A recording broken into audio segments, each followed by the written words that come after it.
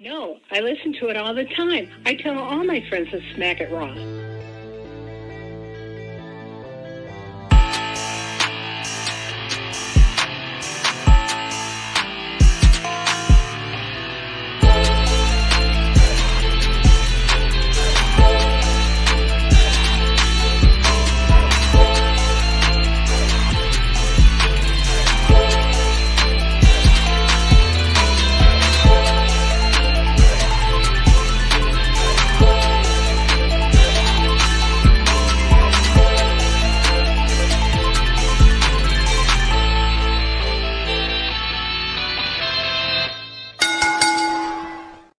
Following podcast contains mature content. The views and opinions expressed by the host are not necessarily those of the host. Listener discretion is advised. Hello and welcome to the #1 wrestling podcast on Pornhub, Smackin It Raw. I am not the patron saint of podcasting, the Warden Matt Ritter. No. I am the host with the mostest, Miss Katie Kinzy Bay. Joining me, yeah, I'm hosting, guys. My co-hosts, plural. Back from his hiatus, I guess. How long? You can ask multiple people. They'll give you multiple answers. Daddy Delgado, Pornhub Poppy, SES Vince, welcome back. Thank you. Saturdays are for spits and swallows. That they are. And joining us, because Vince was a little late, so I was getting very nervous. Very subbing late. in very late, that's fine. Subbing in, they are basically the entity of Rivet State Radio and Bot Spots and Chair Shots. First, because she's right below me, beautiful boss bitch, Miss Allison. Hello. And diagonal, this way, that way. Yeah. Chef by trade, Mark by choice. Will Gray. Hola, familia. Hola. Well, thanks for being here, guys, for my debut. Your first time hosting. My first time being here. I'm very excited. First time on the show. What can I say? But before we get into the whole thing while we're here, thanks to everyone who's watching us. You're hanging out. Twitch.tv/CreationWorld, where if you have Prime Gaming, you can link that Prime Gaming to your Twitch account and you can get a free subscription every month. I know, crazy science. So if you want to subscribe to this channel, dope, super cool. You want to subscribe to them down here? Super dope. We love them too. Hell yeah, go for it. But if you're like Katie, I don't watch things on Twitch. I don't have Prime Gaming. I don't either. It's okay. You can also be watching us live. youtube.com/creationworld, where it is free to like, to comment, to subscribe. And Will, what does that do? It boosts the algorithm and it helps find more listeners. Yes, it does. Wow, I get to ask somebody that this time. You're so fancy. That felt good. That was a good layup. It was a good softball. It worked well. Good chemistry. Yeah. It's like we've worked together or something before. Who would have thought? It's like I didn't just do a show with you guys on Thursday. Crazy. Wild. Who would have thought? And as Matt likes to say, you can flick the bean, the little notification bell. You're notified every time we go live, whether that is Monday through Friday for Creation Conversations, 1 p.m. Eastern, 12 Central. Saturdays, today, for Smackin It Raw, this show, midnight Eastern, 11 Central, and every other Sunday for Getting Off, to which we will be doing an episode tomorrow. It's the last episode of October, so, we got to do some spooky stuff, talk about our spooky movies that we've watched. At the same time as this, midnight Eastern, 11 Central, which is still weird for me to say because I'm the only one in Eastern time here, so it's fine. But if you don't want to watch live and you want to watch on Matt's favorite place, you can go here, pornhub.com/model/creationworld. I know he'd appreciate it. So you can help him out, help your boy out. What's going on over here? There's a lot happening in this chat. What is happening? Pretty Cow's in here talking about wieners. Oscar Mayer wieners, I'm assuming. Of course. Yeah. Yes. He's a big hot dog fanatic, because he knows we're Chicagoans mostly on the show. And we're famous for our dogs, So I think that's what that is. Yeah. Yeah. Catering the show tonight. I am. Yeah. I am. We're off to a rough start, but we're here. No.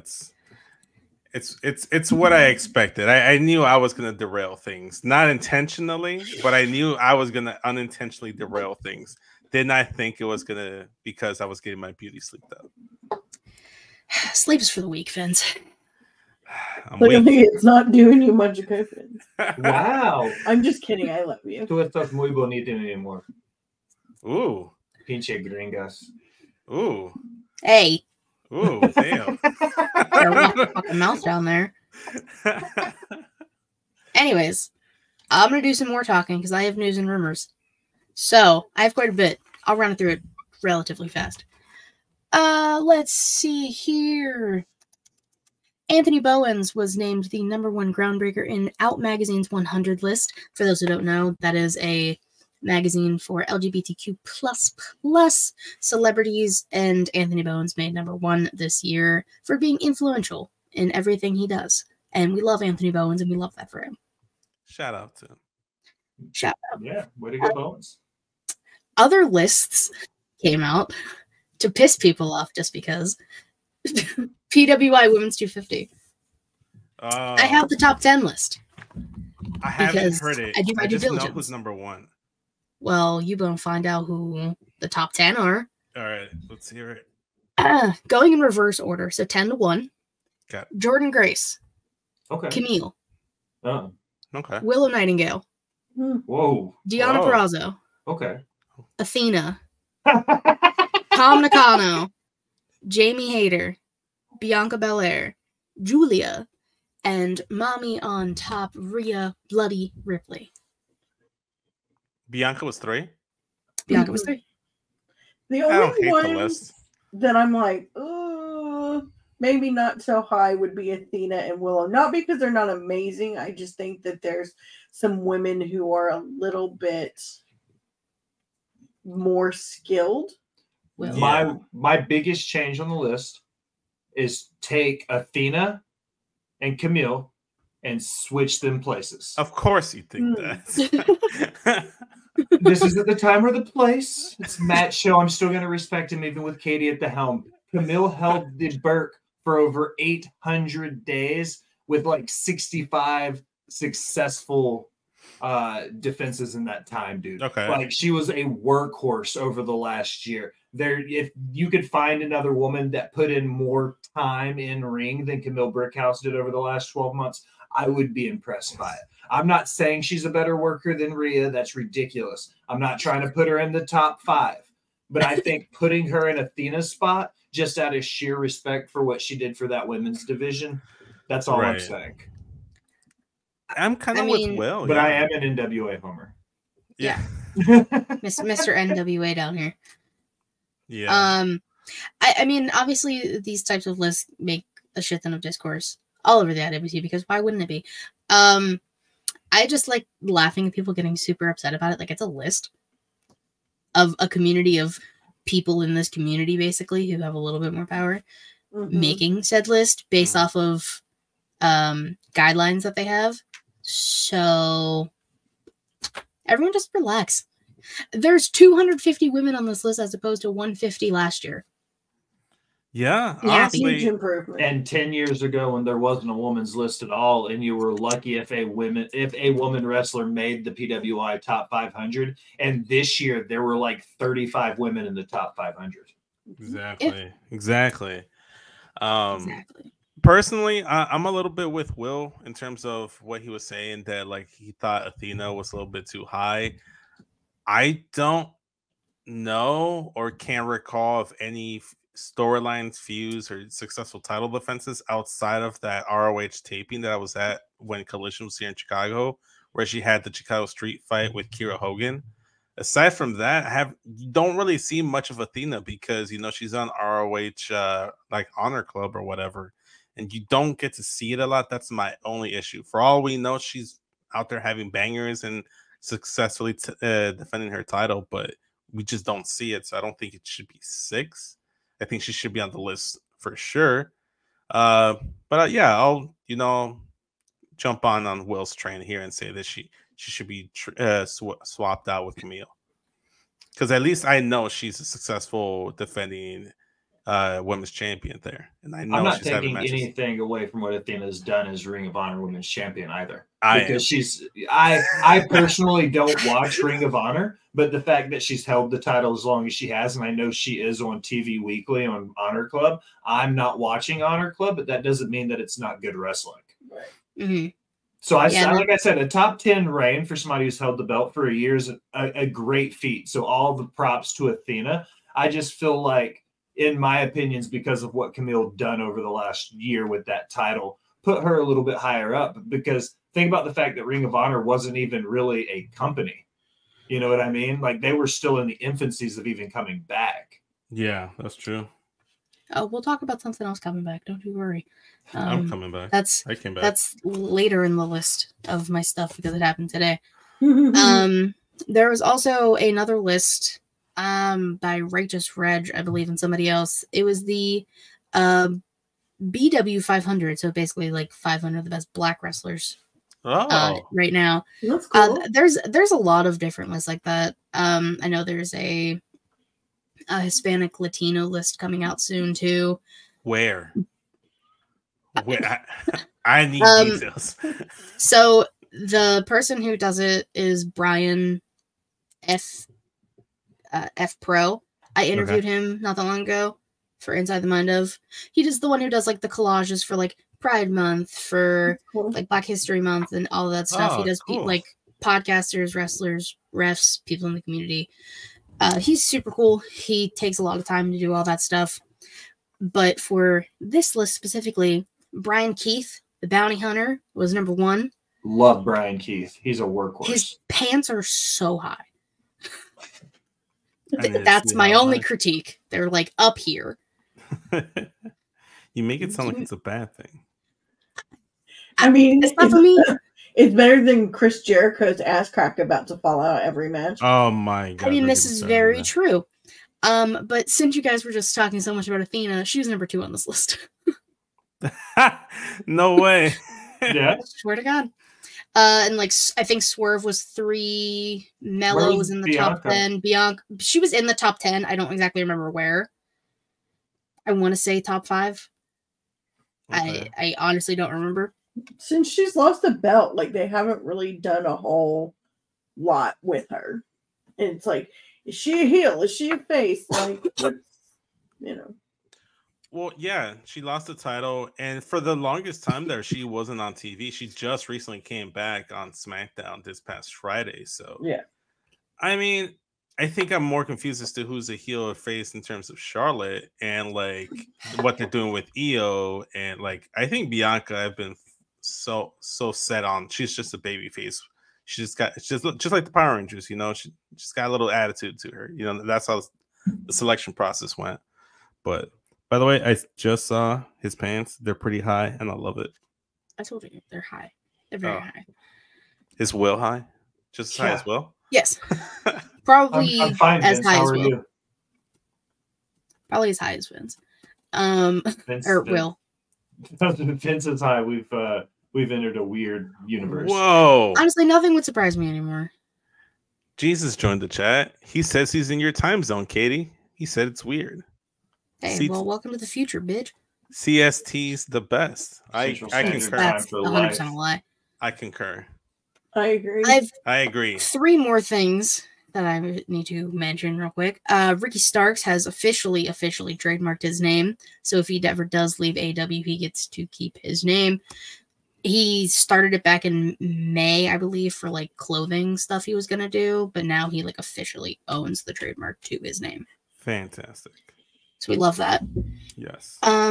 This one is specifically for Matt. So if he's still here and or if he watches later, The Undertaker is starting a Patreon. It's going to be called 6 Feet Under with Mark Calloway. And he's basically going to be talking about his 30 plus years, in the business, in the ring, his life outside of the ring. There's like 3 different tiers. The first one I think is like $5. Second, $6, and you just get early access and all the same stuff. And then the third one, you can ask him questions Oh. And he'll read it like on the Patreon. He'll say your name, so I know damn well Matt's gonna pay $10 a month to hear the Undertaker say his name. I'd pay $10 a month for that. No, I mean, just slowly interview him through the questions on the Patreon. Oh my god, and then put it all together.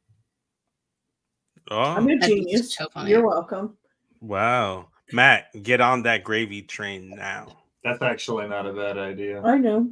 Everybody's gonna do it now, Allison. You shouldn't have said anything. Well, I know what I'm getting Matt for Christmas.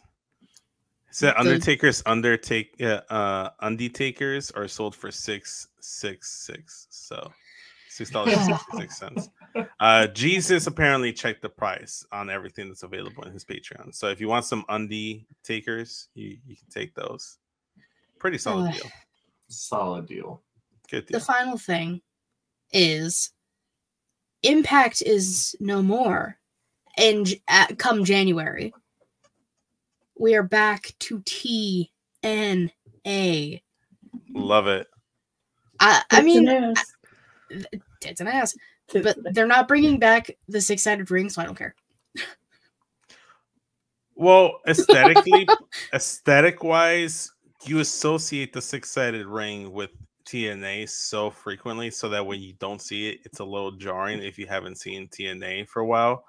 But I have heard a lot of wrestlers saying it's hell on the body. It's hell super stiff. It has no give to it. Oh, well. You want TNA back, bring back the ring. I love TNA coming back. I had one takeaway from a marketing perspective. Yeah. The whole point is when TNA outgrew what TNA was doing, it became Impact Wrestling. Okay? Mm-hmm. So theoretically, going backwards to TNA after saying Impact Wrestling became bigger than TNA. So theoretically speaking, going back to TNA, doesn't that almost seem like a marketing backstep? No, I can see both sides of it, but you also have to think that when as a fan, they're still chanting TNA. Oh, they absolutely are. But so is this like the WWE fucking up the tag titles and having to give the NXT tag titles to the women? You remember when that happened? Mm-hmm. They were, and then they were like, "Fuck it, we messed up." So here's some NXT women's tag titles too. When all that mess went down, to me, my biggest thing was if they outgrew TNA the first time and became Impact, and now they've been so successful. My biggest question is why now? Because I've been watching Impact for a while, and I haven't heard any hints about them wanting to do a rebranding of the company. And I just saw this drop tonight at the end of Bound for Glory. Yeah, maybe they were waiting. Real exclusives. Maybe they were just waiting for a big event. Usually Bound for Glory, they actually do tend to wait until after Bound for Glory to do any soft resets of anything, because they do kind of treat it as a season finale and the start of the new wrestling season for Impact. I will say a lot of fans just call it TNA regardless that don't watch it regularly. Even I've been guilty of just saying TNA instead of mentioning Impact. So it's something that we're all just thinking, and maybe it was a change that wasn't necessarily popular by people, and this is something that's been pushed behind the scenes by some. So let's not question it. Let's just be excited that we get something cool, just kind of like when all these wrestlers got their last names back, Yeah, exactly. And JJ dropping some facts for us. I did see that Trish Adora did just drop the Pan-African Diaspora Championship. She held that for a long fucking time. Yeah, longer than Roman did, because Roman's not even close to the 1,300 days.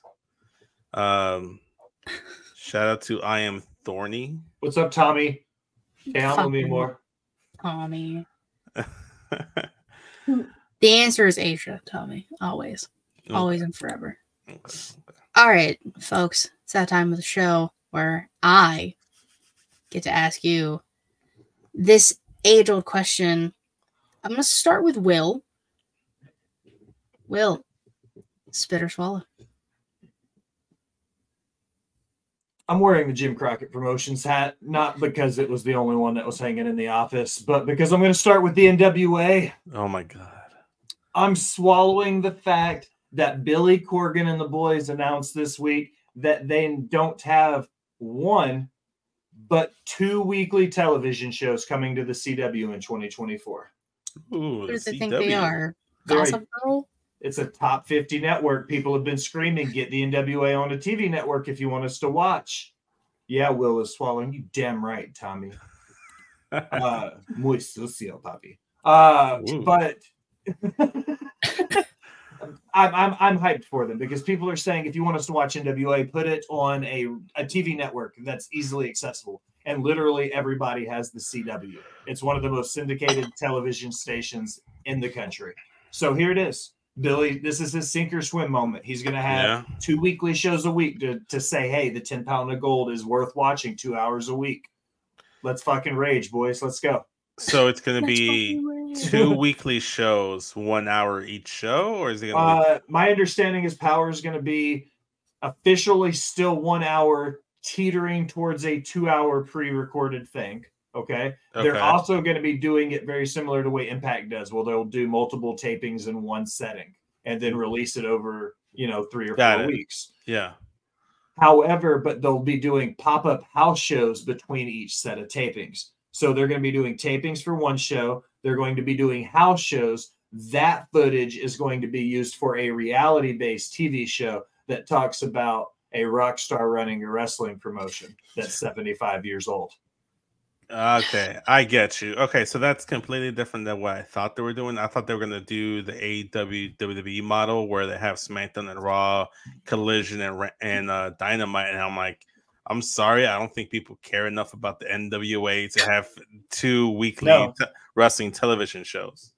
They're using it's a good marketing ploy because he's going to use the hype of the Smashing Pumpkins, and whether people want to admit it or not, they're selling out arena shows all this year, playing with Rancid and Green Day. So people still like the Smashing Pumpkins, and he's using the fact that people like Billy Corgan, the rock star, as a play to get eyes on the product for him being in a reality TV show about being a wrestling promoter. Yeah. It's a smart business idea. Yeah, but I don't want to give any positive feedback towards Billy Corgan. So I didn't say what days yet, Tommy, because they haven't announced. No. There you go, Tommy. There's your answer, buddy. Allison. I'm gonna swallow Piper's new gear. Yes. She looks so good. Like, I hated her gear before because I feel like they struggle. WWE in particular struggles with dressing the more voluptuous ladies. Yep.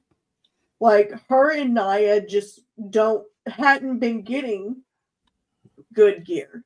Like, factual. Like, I feel like Piper's gear made her look like bigger than she is, and her new gear does not do that, and she looks fabulous, and I'm happy to see her on my TV because she is amazing, and we should see her more. And she beat Natty. Yeah, and fuck she Natty. beat Natty. Yeah, fuck Natty. So no, Natty's been showing up on every fucking show for no goddamn reason. It's because she knows the secrets. She's a time traveler. She must have multiple. She's got stuff on Vince. 100% convinced. TC's got a whole conspiracy theory about it, and it's amazing. Yeah, exclusively on Young Kings Wrestling. Sad part here in Indiana, NWA will be on in the middle of the night. Like, wow, that's very unfortunate. Damn. You can always record it and watch it the next day. Matt's here. I guess it wouldn't let him comment on YouTube. I died. JJ loves Natty. I'm glad you enjoy Natty, JJ. However, I appreciate everything Natty's done for the business, but fuck Natty. I feel like it's time for her to take her backstage role because I think she's really good at that. She's great with training. Like, her and JJ have a ring.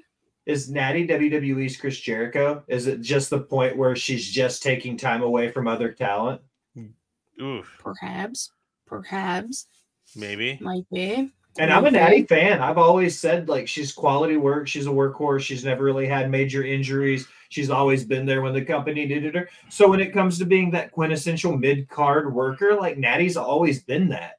You know what I mean? And the women's division has needed that support. But at this point in her career, she's just taking screen time away from other women when they're getting wrecked weekly by saying they're not giving enough screen time to their women. Yeah, that's true. They've been getting better at that lately. I think not main roster is debatable. NXT, however, that's where I was going specifically. NXT, because NXT will give you multiple women's matches and some segments. Well. We have 5 matches next week.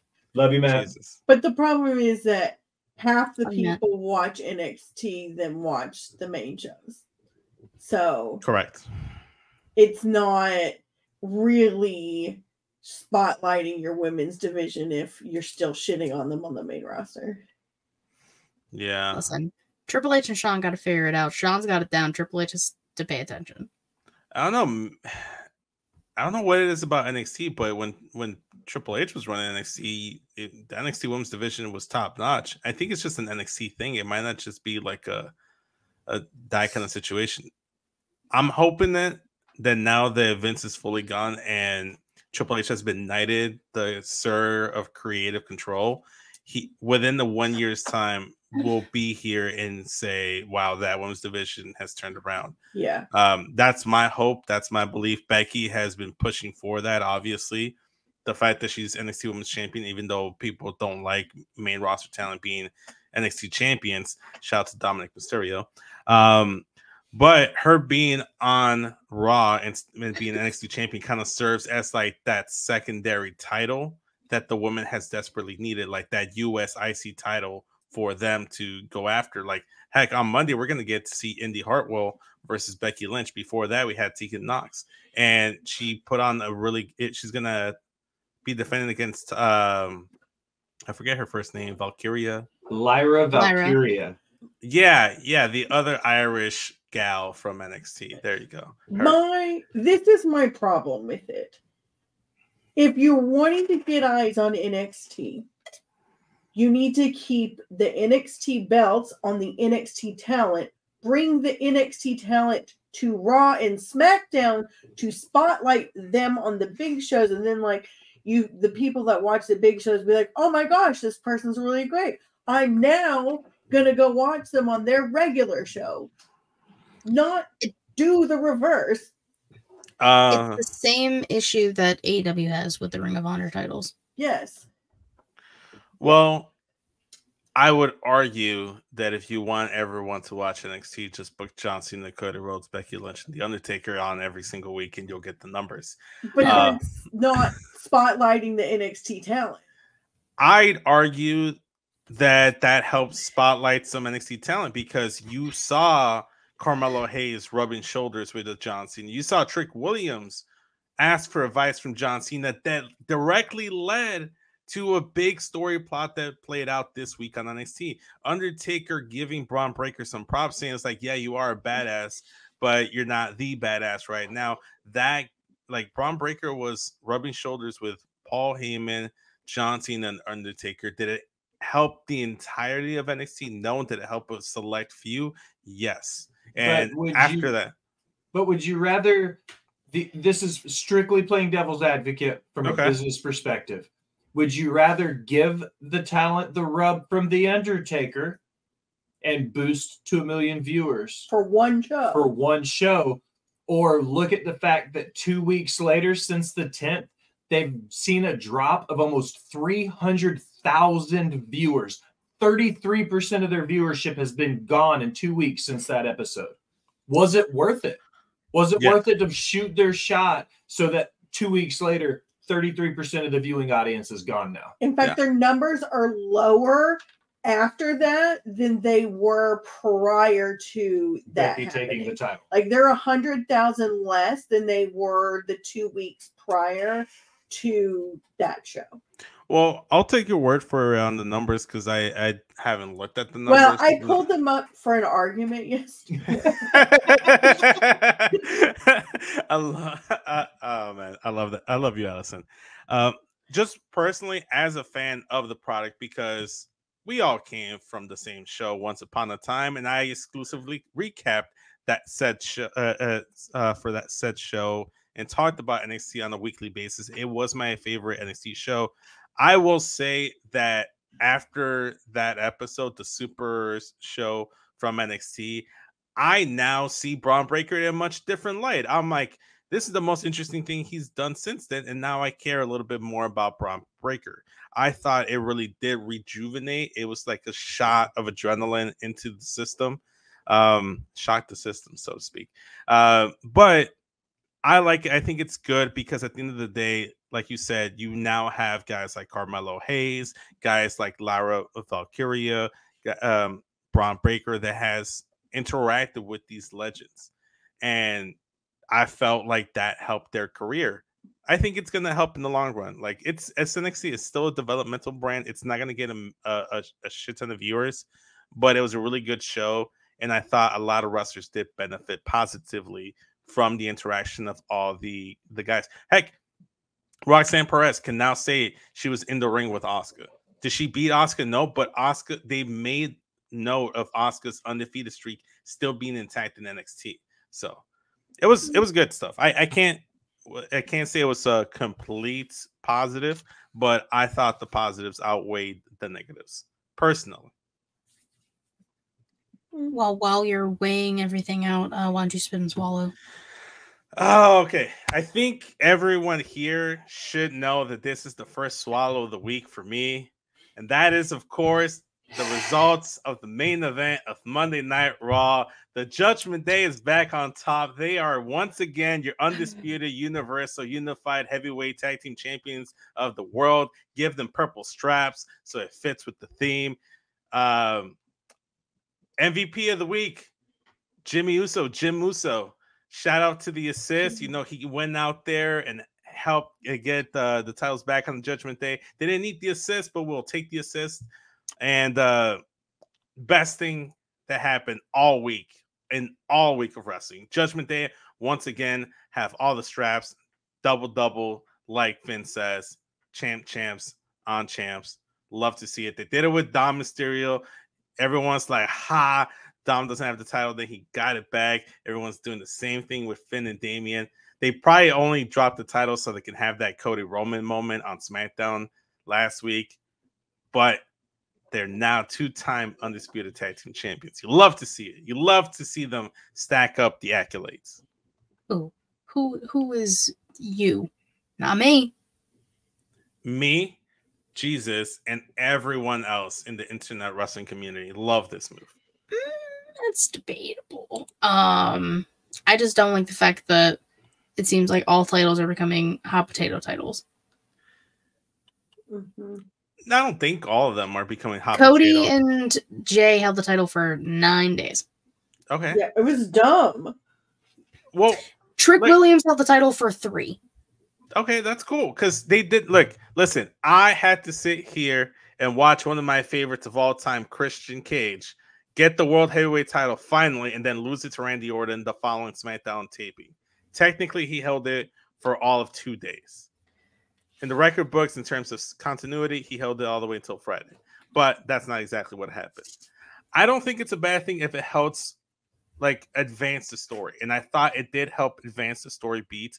The tag team titles right now, as currently constructed, are a vehicle to get certain wrestlers on SmackDown or get certain SmackDown superstars on Raw without there being too many issues in moving the story plot along.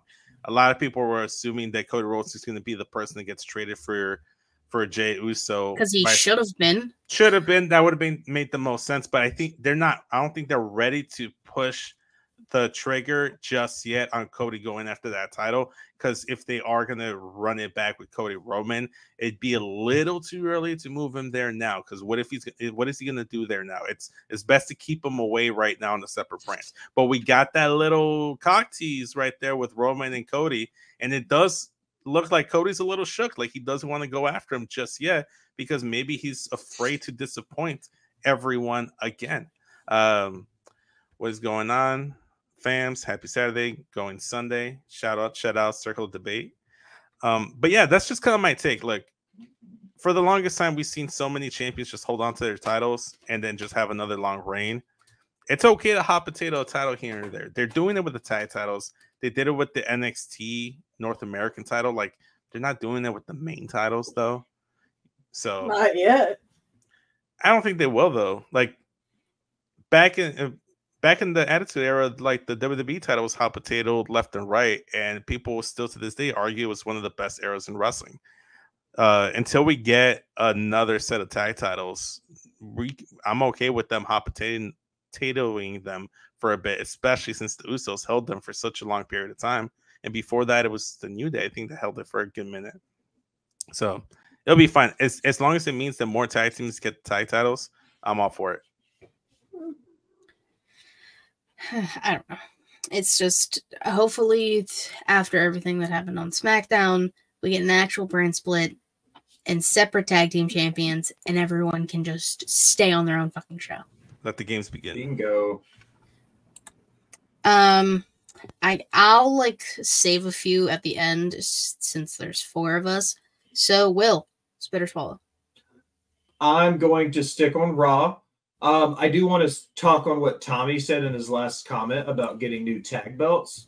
They video and photo tested this week 2 new tag title designs. 2. One Yes. red, one blue. So it would lead everybody to believe that sometime over the next 90 days, probably, we're going to finally get that separated tag team. And each brand will get their own belts again. But I like the idea. And if the videos and the pictures that circulated, they look like the old Attitude Era, not the weird oval ones, but the ones that were like, you know what I'm talking about? The ones that look like a dirty diaper in a pair of pants. I don't think that's what I was going for. I was not thinking dirty. I mean, diaper anything's either. better than the tombstone the NWA No, has. they're the ones that are like It a kind of looks like a booty on the bottom. yeah. It looks like somebody's wearing a diaper, like in a pair of pants. Listen, sometimes you got to tag team a good booty, so maybe that's a good design. Hey. Awesome. I'm going to swallow the Seth Rollins, Drew McIntyre promo. I didn't mean to derail it on that tag team conversation. It's okay. My And it's not just because it was a Seth Rollins promo. I like that Drew held his own. I like that Drew said, when I beat you at Crown Jewel and take your title, you're going to have to take time off to reinvent yourself for the 53rd time.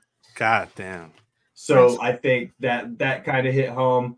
I like the banter between the two of them, with Seth playing the whole, like, I think you're going to try to kick my ass tonight, but I hope not. Like, he always seems so kind of high strung every time he's in the ring. So Seth, I love Seth, big Seth fan, so that's not a surprise. But Drew needed this push before COVID happened. And then he held the title through the Thunderdome era without any fans. And now I believe is a good time. And if you want to get high hopes into somebody about to sign a new contract, what better way to win him over than giving him, you know, the world's heavyweight title? Mm-hmm. I mean, So, that brings up Tommy's point. Yeah. Do you think Drew beats him at Crown Jewel? I think if somebody were to beat Rollins, it would be Drew. And WWE is pushing really fucking hard for the Saudi shows to become canon. So They are. Yeah. And with Seth winning the belt in Saudi, the idea of him losing it for the first time in Saudi would make it a canon event then. Sure. Wild. I'm with Will. I really like that too, especially the line where Drew's like, heck, I have a catchy theme song too that I can bring back, but I don't because I don't need that crutch. And he's in more shots he took on Seth. I'm a little pessimistic, however, because I thought they did a really good job of building up Finn to be the guy, and it made sense for him to be the guy. Then they did the same thing with Shinsuke, and twice in that Shinsuke run, I thought Shinsuke could get that title. They didn't. Now they're doing the same thing with Drew, so I'm like, I'll believe Seth's going to drop the title when I see him physically drop the title and not a minute sooner. But that's just me. But that's all good shit that you saw on Raw this past week. Yeah, I mean, and it's the slow burn of Drew becoming a heel. Because, like, he's not a full-blown heel yet. He's kind of leaning towards heel. He's kind of just vibing right now. I wouldn't even say a tweener. He's kind of just, like, vibing. So he's tiptoeing around the line. He's doing like what's the word I'm looking for? He's like salsaing on the line. He's doing salsa dances on the line. Salsa dancing on the line. Oh, yeah. I think it's saw. I was like seesaw. Saw, no. Yeah, yeah, no, but I don't know. It's good shit. Like I like the slow burn. Yeah, Allison, my dear, spitter. I'm spitting the fact that they are now saying it could be another 10 months before Sonya Deville is cleared. No way. My sweet girl. Yes. I love her. That women's division desperately needs her back. But yeah, they said it could be another 10 months. Damn. Well, I mean, she's getting married soon, so. Yeah, I hope so. That also like kind of helps. Not all injury. Yeah, because I would her ACL she tore, isn't it? It's her ACL, yeah. Yeah. Being a Chicago Bulls fan, I have experience with athletes getting torn ACLs, unfortunately, and they do take about maybe 10 to 12 months, depending on the rehab process. If I'm Sonya Deville, I'd take longer. If you're about to get married, go ahead, heal up and get a doctor's note saying, I need 10 more months. You know, get that paid time off, you know. But yeah. Tommy said third time's charm, Finn couldn't get it. Shinsuke couldn't get it, so I believe Drew could get it. Plus, he thinks he deserves it because his whole title run, there wasn't any crowd. It was all digital shit. You could argue that all three of those men deserved it. Finn deserved it because he got injured on his on the match he won the title, never really got a run with the title, and everyone keeps saying they need to like reestablish Finn as a top guy. That would have done it, getting that world title. Then you go ahead and think about Shinsuke. They completely butchered his like initial WWE main roster run, so much so that at WrestleMania against AJ Styles, he should have gotten over, and instead he, you know, kicked AJ Styles in the dick and turned heel and got rid of his woes and his theme song. So you could argue that all three men like deserve it, like justifiably so. I just hope that they don't shit on Drew, and as soon as he wins, fucking Damian Priest comes out with that damn briefcase. No, I think that he's going to lose, and that's going to be the catalyst that fully turns him heel. That's why also I don't think he's going to win at Crown Jewel. All possible. JJ also said Mike Tenay and Don West being inducted to the Impact Hall of Fame this evening. Mike gave a great speech. Well deserved. Two of the best commentators team. Like, I didn't watch a lot, but what I did watch, they were great. Vince, Spitter Swallow. Let's see here. I am gonna go, despite of me not caring about it initially, as the match worked around, and it's usually the case with all of this man's matches. But Gunther versus Bronson Reed, two big meaty men slapping meats. And when I say they slap meats, Gunther's mostly the one doing all the slapping of the meats. But this match actually was really good, especially towards the end. Initially, like I said, I didn't care much about it, but as it went along, like you get to moments where you're like, God damn, Gunther, like how the fuck do you always pull a banger out of your hat every single time? But he managed to pull out a really good match with Bronson Reed. I enjoyed it. Shout out to Gunther. Shout out to Big Bronson Reed. Yeah, and the vignette they gave Gunther beforehand, it was just him in basically a forest fire. So like, that's pretty fucking cool. It made him look like a villain from a movie. Yeah. I know Allison doesn't like Gunther or Imperium. It's okay. So he is amazing in the ring. I think they're an amazing group, and it's the character. It's the character. It has nothing to do with like the individual work and body of work. It's just I just like busting your balls. I know. I mean, I honestly forget that those are the sentiments about the Gunther character until we get on the podcast together. I'm like, oh yeah, that's right. Allison doesn't like the character. Oops. I understand. But he's a good wrestler. He's a good guy. He's a fantastic wrestler. Like I love to watch him work. I just, I like to see him. Character is no bueno. Yeah. Yeah. Like he's amazing. That like I really like, you know, them as a trio. Like it works well. Like, you know, and he's fantastic. Can I snowball into a spit that I was gonna have about this? But can I just lump it together so we can move on from it? Sure. I'm spitting the mistreatment of Giovanni Vinci by Ludwig Kaiser and Gunther of Imperium, because it's like, bro, like Giovanni Vinci was the reason why Ludwig Kaiser beat Johnny Gargano, and then at the end he's like, "Oh, now you have to prove yourself," Gunther says, and then Ludwig was like, "Yeah, you're gonna be in trouble," and like they're just been like giving him a hard time. Poor Gio, like leave him the fuck alone. No, I think he's earned his keep. I think he's done well enough. You know, I think he's a solid member of the faction, and he's just their punching bag at the moment. And I don't think that's quite fair. So shout out to Gio. I'm spitting the mistreatment of Gio. Love you, Gio. Go back to NXT and get like her whole like gimmick he had going on there. You know. Oh, no, Kaiser already stole that. So I feel like Giovanni and Butch are like the same. Like they're that low man on the totem pole in their faction. Butch? I would say Ridge Holland is the low man. Rich the Fridge is the low man of that one. Maybe, I guess so. I forget about him, so that's probably. I do forget he exists. So how can you forget about Ridge the Fridge? Ridge the Fridge?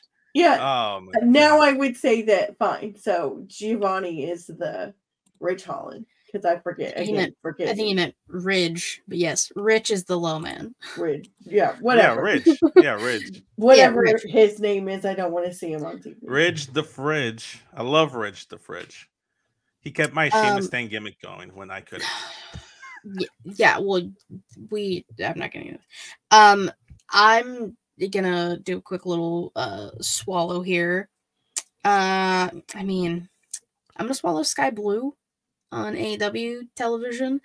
It's very, very much showing the effects of the mist from Julia Hart a few weeks ago, like consistently every week now. Not showing respect to Chris Statlander after their match, not letting Willow shake hands with Stat after their fantastic match on Battle of the Belts tonight, which the fact that there's been 8 of them is ridiculous.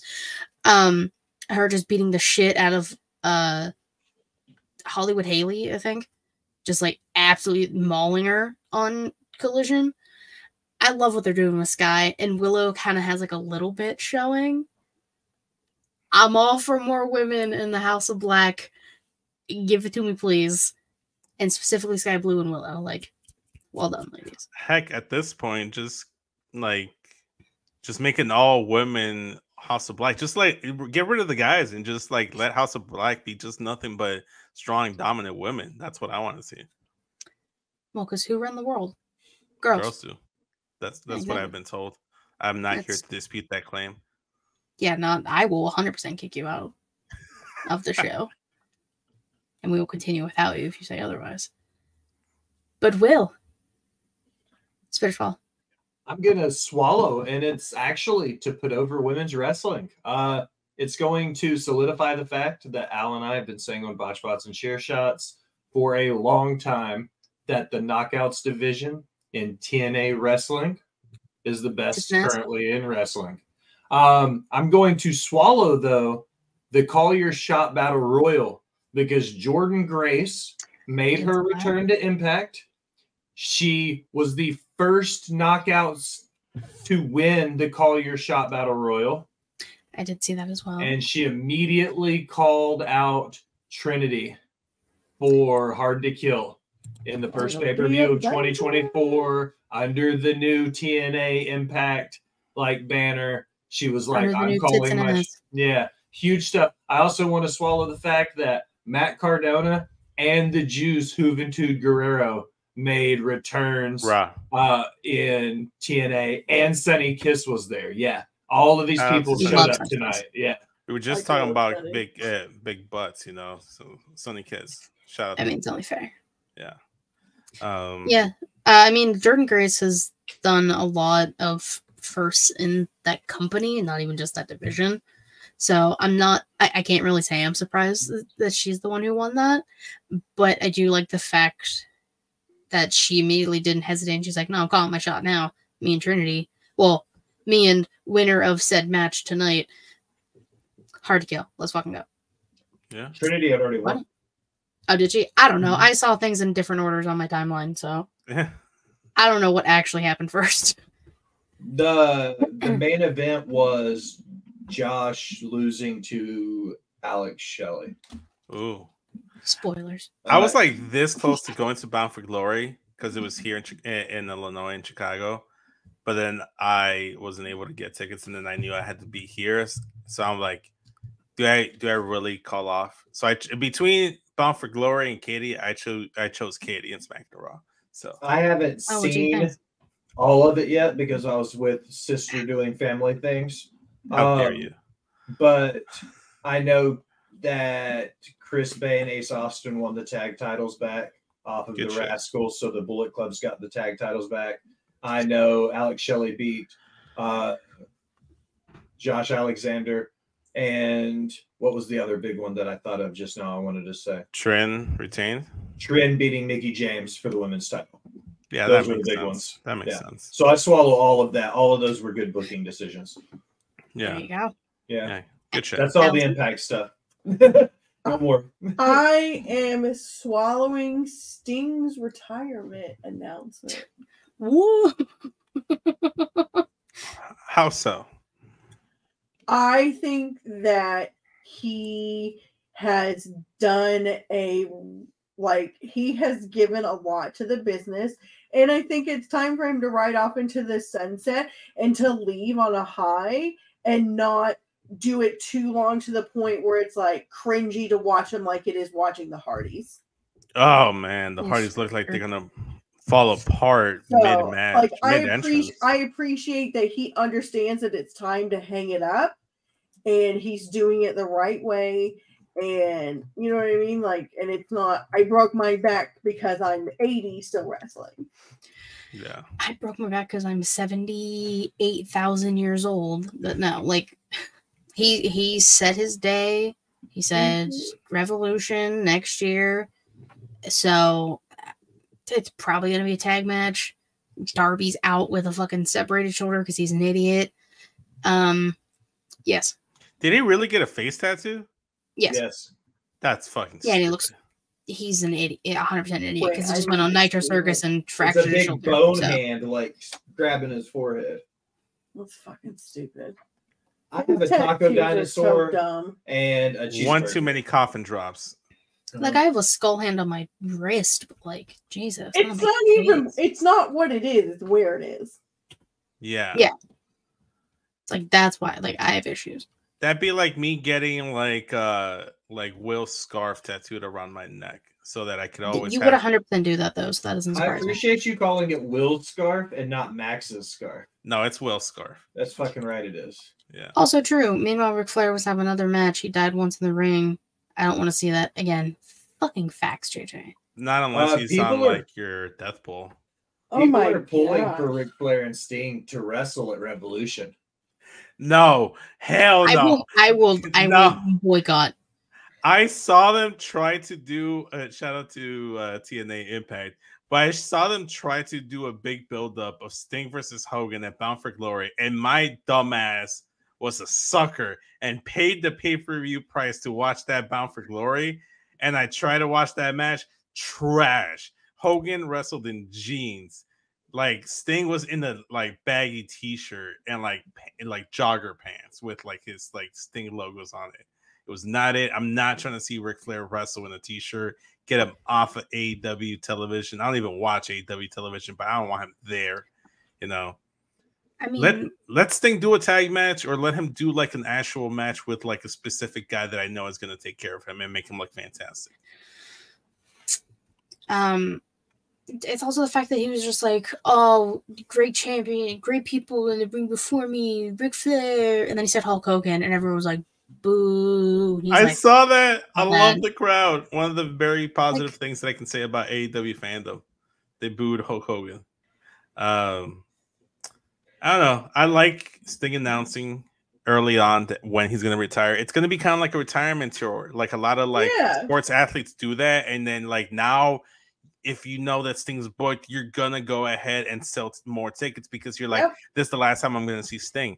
It's clever strategy. Smart strategy there. They have a smart marketing department. Sometimes they have a smart marketing department. Sometimes they don't. Okay. I want to point out that like kind of far away, why does this look like a T-Rex? It's a fucking Velociraptor claw, like from Jurassic. It's Jurassic Park. It look like this is the eye. Like it looks like a fucking T-Rex skull, like from far away. Maybe he's a Bad Bunny fan. I get more raptor skull or raptor claw, but I can see both. Maybe he's a Bad Bunny fan. That's why he got an eyeball in there because Bad Bunny does a lot of eyeballs in his. It's it's just logos. How like the fingers are.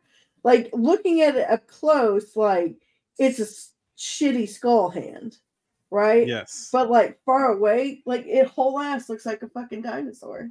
Ah, thank God you just don't want to left his ass. I didn't realize you went to law school. Because you judgy as fuck. Oh my God, bro. Give him a 5-minute recess. You know what? That is no, see, we're all getting a recess. You know why? Oh, good. Because I have to talk about this Patreon that they have here, patreon.com/creationworld, where for $1 you get 2 fantastic shows. You get Multiverse with Mara and Travis talking DC. I believe the last one was Batman's Long Halloween Part 2. I very well could be wrong. Pay the $1, you'll find out. You also get Return to Wrestling, Travis and Matt, Uncensored 98. That I do know. That is out. So you can check that out. But for a little bit more monies, I don't know how much more monies, you have to go to the Patreon to figure it out. You can get all of these shows, everything that they do on this channel, ad free. Excuse me. But since you're here watching live, and we appreciate that, thank you, you get to hear the sponsors. I'm now dubbing it the Triple D, Guy Fieri style, dildos, dog collars, DUBBY. So let's let Travis do the talking, shall we? Genius, Katie. Hold on. I lost it. There we go. It's in place. An adult toy store that offers a wide range of products to help you explore your sexual desires. Whether you're looking for something to use solo or with a partner, they have everything you need to satisfy your cravings. From vibrators to lingerie, bondage gear to lubricants, AdamandEve.com has it all. And the best part, you can shop with confidence, knowing that all their products are of high quality and backed by a 100% satisfaction guarantee. That means whether you bought a dildo, sex swing, penis ring, vibrator, anal sex toy, bondage toy, couples toy, lube, or accessory, you can get a refund within 90 days if you're not 100% satisfied. No questions asked. And right now, as a special offer to our listeners, Adam and Eve is giving you 50% off almost any item on their website. That's right, 50% off. And if you act now, you'll also get free shipping. So go to adamandeve.creationworld.com and use the offer code erotica at checkout. That's erotica at adamandeve.creationworld.com for 50% off almost any item and free shipping. Don't wait. This offer won't last very long. The link is in the description. Attention dog lovers. Are you looking for high quality products to spoil your furry friend? Then you need to check out dog.com. Because you see, dog.com is the go-to online store for all your dog-related needs. They offer a huge selection of dog food, treats, beds, and more. Plus, they have products for all types of dogs, from puppies to seniors and everything in between. And the best part, you can shop with confidence knowing that all their products are made with your dog's health and happiness in mind. Dog.com only stocks top-rated brands that you can trust, so you can rest easy knowing your dog is getting the best. And right now, as a special offer to our listeners, Dog.com is doing a big warehouse clearance sale. And all you have to do is go to dog.creationworld.com and you can get up to 80% off on all sorts of items like toys, treats, bones, harnesses, bowls, leashes, and anything else you can think of. So go to dog.creationworld.com and take advantage of this sale right now. Spoil your furry friend with the best products from dog.creationworld.com today. Link is in the description. Are you tired of feeling sluggish and unfocused throughout the day? Then it's time to try DUBBY, the ultimate energy source. DUBBY is a powerful clean energy drink that is designed to help you stay alert and focused no matter what life throws your way. Whether you're a student, a busy professional, an athlete, or especially a gamer, DUBBY can give you the boost you need to take on the day or the night. It also contains important aminos and vitamins that canned energy drinks simply don't have. And the best part, DUBBY is made with high quality ingredients and is completely sugar-free, maltodextrin-free, and is keto-friendly. So you can enjoy the energy boost without any of the crash, jitters, or angst that comes with traditional energy drinks. Simply mix DUBBY with water and you'll have a delicious, refreshing energy drink that can help you power through your entire day. And with a variety of flavors to choose from, including Galaxy Grenade, Beach and Peach, and Dragonade, you're sure to find one that you love. So go to dubby.creationworld.com and order your DUBBY today. And for a limited time, use code CREATIA at checkout to get 10% off your order. That's Creatia at dubby.creationworld.com for 10% off. Try DUBBY today and feel the difference. The link is in the description. All right, we're back. Travis gets in and out of the room so fast. I know, Quality. it's crazy how fast he goes. It's insane. I believe Vince, it's your turn to spit or swallow. Why'd you say it like that, though? Why'd you say it like that? Because I don't remember where I left off. Oh, you made it sound like, Vince, it's your turn. Go. No, it's because I don't remember where I left off. Okay. I'm going to swallow the emotional roller coaster that John Cena took us on this past Friday night on SmackDown, where he comes out, he acknowledges, pun intended, that he has his own record streak of over 2,000 plus days since his last singles win inside WWE, televised singles win inside WWE. Hasn't been since 2018, I recall him saying. Like teasing that he might hang it up. He's thinking about retirement. Then he reels us back in and says, nah, he's got one more in him. Then he challenges someone to come out and face him. That's going to step to him, yada, yada. You know, he gives us all the John Cena rah-rah words that he usually does. Out comes Solo Sikoa with his erect thumb, ready to go, ready to, like, stick it to Cena. It was a great interaction. That's actually who I was hoping for, because I'm really hoping for the Solo Cena match, because I think that's what should happen. Yeah, definitely. Then Jim Uso comes out. He also is like someone that comes in there to like help assist Solo. They start attacking John down a bit, and then just as it looks like John isn't going to get any help, I'm waiting for LA Knight to come out. Never showed, by the way. A masked figure, a hooded figure, shows up from the crowd. It is none other than main event Jey Uso takes out his twin brother. A little payback for him doing a little run-in on Raw on Monday. And John Cena got the one up on Solo, standing tall. But this also led to the backstage interaction between Nick Aldis, Jey Uso, and Adam Pearce, where now we're starting to get some tension where Nick Aldis is like, hey, I don't want this shit.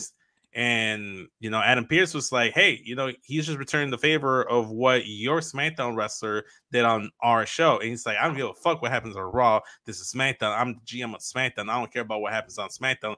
I want him escorted out of the building. Adam Pearce is like, hold up. Slow your roll. I got this. We can walk out. That's unnecessary. And then he's like, you know what? You're right. Escort him out too. I don't want Adam Pearce here. We get the little like line of let the games begin. Everybody's getting their panties all wet, thinking that this is the first inclination of war games in Chicago. So I'm hoping we get war games in Chicago. I'm hoping it's brand versus brand now, because if they can spark up within the next month or so between now and Survivor Series, a brand like rivalry between Adam Pearce and Nick Aldis, chef's kiss. I'm all for it. I mean, that's what we've been. Don't do drafts if you're not going to do an actual brand split, and that we've all been complaining about that since they started doing that. So if this is going to be the first indicator of there being an actual brand split, and they stick to it, which, seeing as how Nick Aldis isn't pulling up punches, he's ready to throw down. Love Nick Aldis. I would assume we're getting an actual legit brand split. So I'm very happy with that. And it's more than likely going to be Cena solo at Mania if it lasts that long, depending on the strike. If strike happens, then probably Crown Jewel. But just because Cena has literally said when the strike ends, like he literally has to go back and has to leave because they were in the middle of filming a movie. So I don't think you waste time. I think you do it at Crown Jewel just to get on the safe side, and then if he's able to come back, you go for round 2 at Mania. I think that's the safest bet. I mean, maybe. I mean, like I said, it's all going to depend on John and everything. I do think we do get Uso and Uso at Mania, which yeah, I'm waiting. I'm ready for it. I'm ready for it. I think it'll be amazing. It'll be so good to see live with you and Will there with me.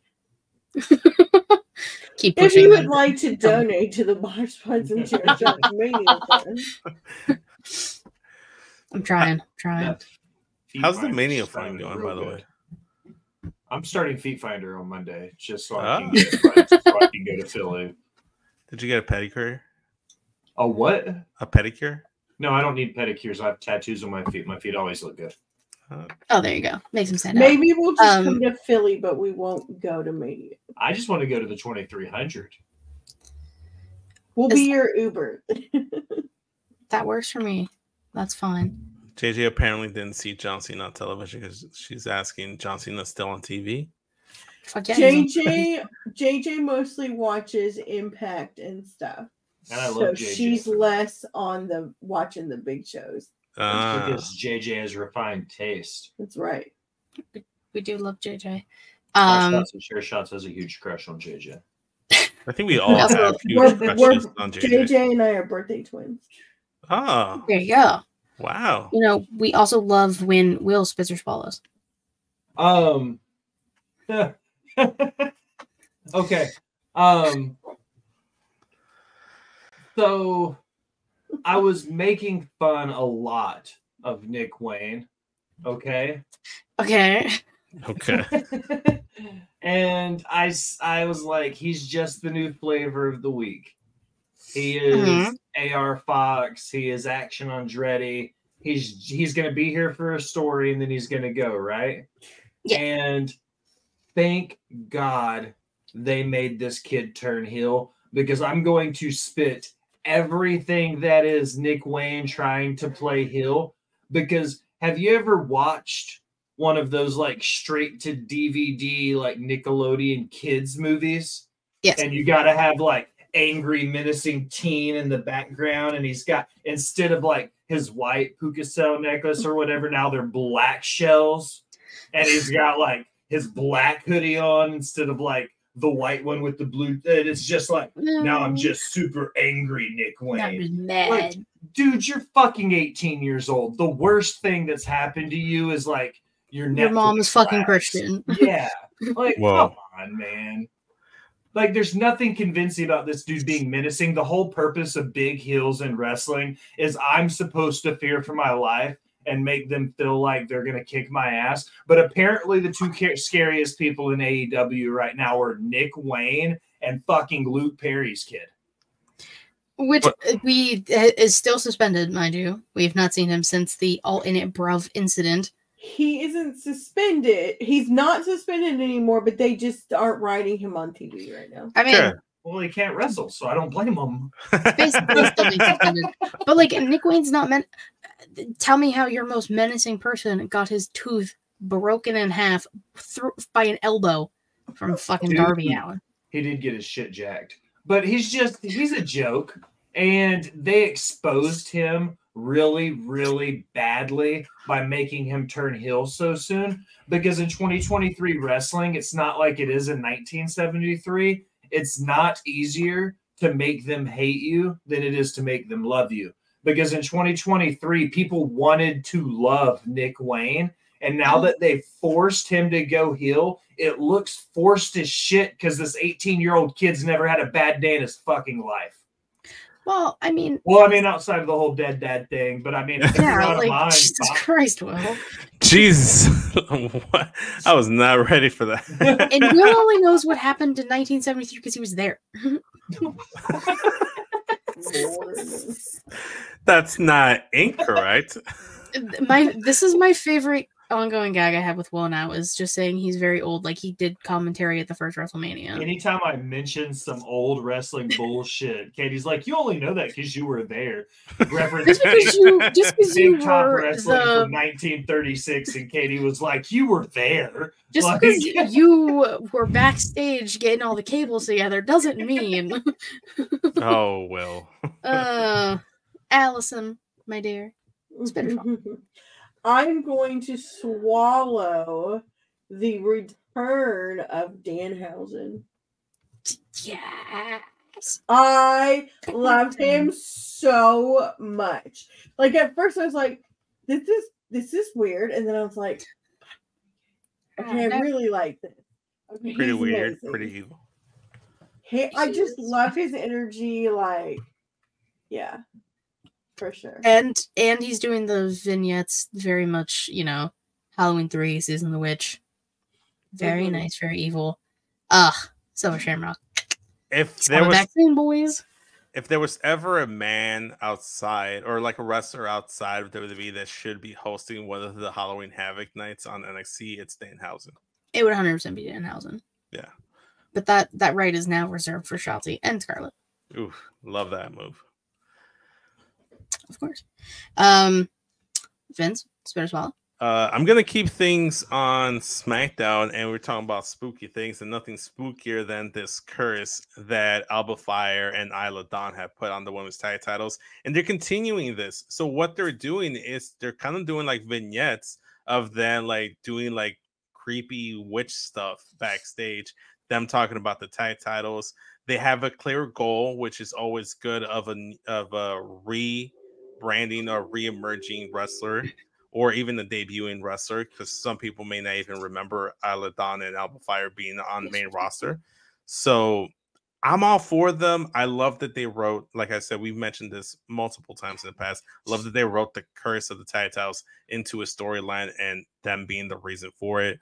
So shout out to them. Shout out to that vignette. They're probably the most interesting, most anticipated thing that I'm waiting for on WWE programming right now. It's my spooky witches, and I love them so much, and I love the fact that I said make it that they did it, and then the next week they're like, hey, guess what, we put that curse on the titles. I was like, I fucking knew it. They heard you. As they should, because I'm a fucking genius. So like, I get that. I get these spooky vignettes. I mean, 'tis the season, 'tis October. It just makes sense. They're a dominant force that can wreak havoc, no pun intended, on this women's division. Shout out to given Rick the chance. Shout out, I mean, that's the advocate. I gotta give him a shout out when I can. But like, Tommy's right. I should write for WWE. Someone give me the pen. Give me it. You can have my pen. Everyone give me your pens right now. Will you have 1,500 on your desk? Come on. Well, get it together, bro. He's got to find a pen that he doesn't like. That's fine. Everyone had like normal ones. I have like a baby blue pen. I love that you chose the pen that you spent the most money on, but you hate it the most. Oh my god. Ooh, pretty. Yeah, it's like like a real gold tipped fountain pen. He hates it. Yeah, So it's you like don't a- like I will gold gladly tips. take it off your hands. It's like a $60 fountain pen, and I hate it. Allison knows my address. I accept Christmas gifts. There you go. There you I go. get a pen in the mail. It just shows up. I'll be like, thank you, sir. We'll just get Will's it. gonna start if you- writing WWE. If you get a songs. pen in the mail from Will, would that make you guys pen pals? 100%. Clever. Thank 100%. I would want to. I'm gonna start sending people typed out letters. Have Well- you used your typewriter yet? No, I got the ribbon in the mail though. I just got to set it up now. There we go. Like, Will, I let got me the send you last my piece. address. I I would want love a that. strongly worded, typed out letter from To whom it may concern. you. I'm gonna write you up a very professional letter of reference for any job you need in the future. From like, and it'll have my credentials and all of my certifications from the culinary arts. It'll be like, fuck, this dude Vince obviously got. Then it'll be like, wait, he's never cooked. Like, It doesn't know how to cook. That's crazy. Tommy, I don't need a Jax in the box. Thank you. I appreciate it. Who doesn't need a Jax in the box? I've never had Jack's in the box, but I do want to see what's inside Jack's box. it's just my Jack in a box. Okay, we need to make Jax in a boxes and sell them. Like a little. We'll write that Yeah. down. Write it down. Yeah. Grab the good pens. While you're writing that down, also spit or swallow for me, please, sir. It's a. I'm gonna call this a gargle undecidedly, and Okay. because I want to swallow half of the segment and I want to spit the other half, so I guess that qualifies as a gargle. It's the Rey Mysterio Logan Paul segment from SmackDown. You beat me to it. You beat me to it.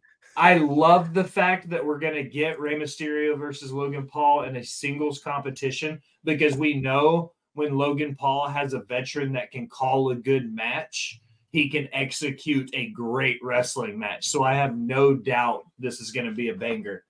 I'm going to spit, however, Logan on the mic. I feel like he was very not there. I don't know if he was still in boxing mode with Dylan. He seemed Probably. very all over the place. He didn't seem very well put together. When the crowd started whatting him, you could see some hesitation in him. I just feel like I said it happened earlier, and I said they were exposed, and I kind of say it here too. Like, it feels like Logan got a little exposed. Like, maybe he's not as good on the mic as he presents himself to be.